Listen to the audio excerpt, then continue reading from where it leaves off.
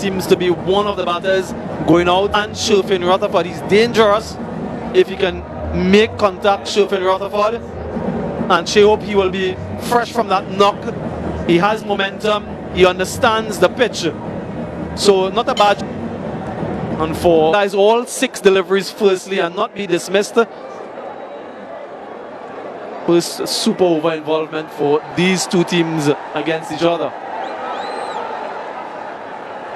I've just been informed that West Indies have played once super over. That was against the Netherlands, and Netherlands went on to win that match. Yeah, World Cup qualifier. Shea Hope.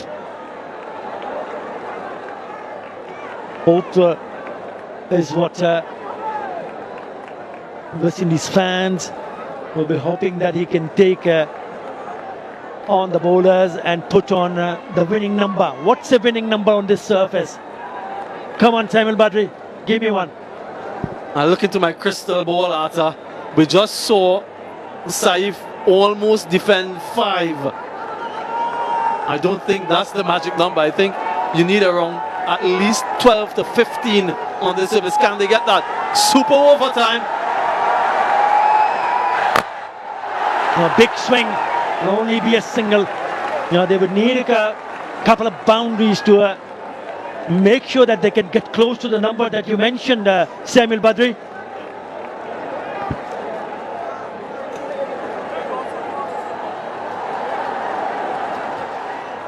Hasn't done much with the bat in this series to date. Sherfin Rutherford has had an excellent start to his ODI career.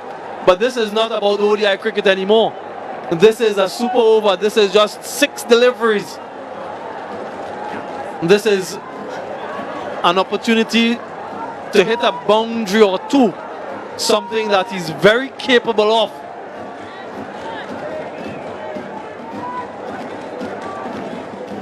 Yeah, Mustafizur Rahman went wicketless, went for 40 in the 8 overs that he has bowled in this innings.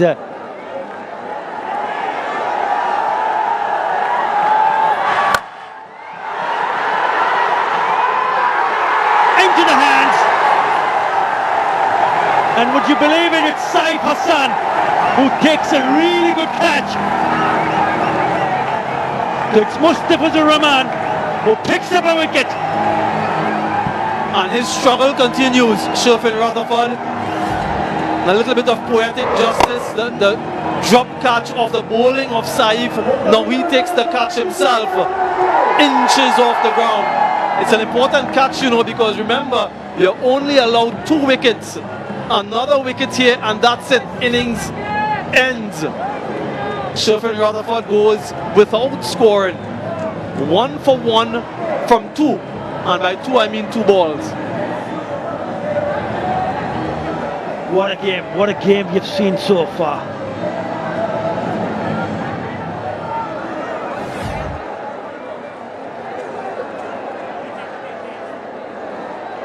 Yeah. He's pouched that for sure.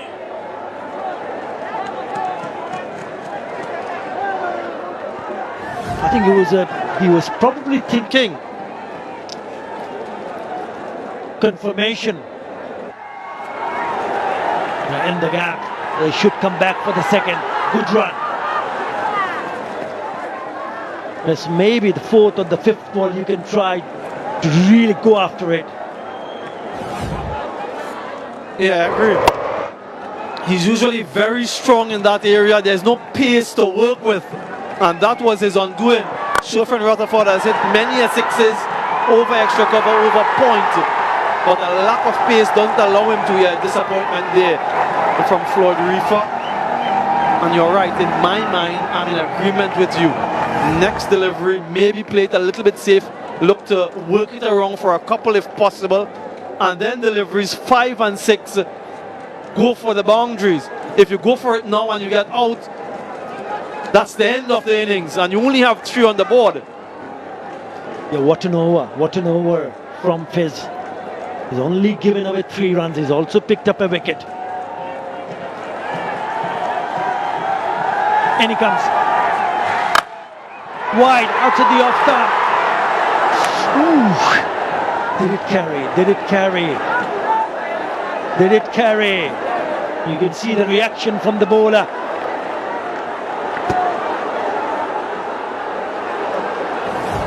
Let's have a closer look. The bottom of the bat, another slower delivery. A little bit hesitant, hanging on the circle.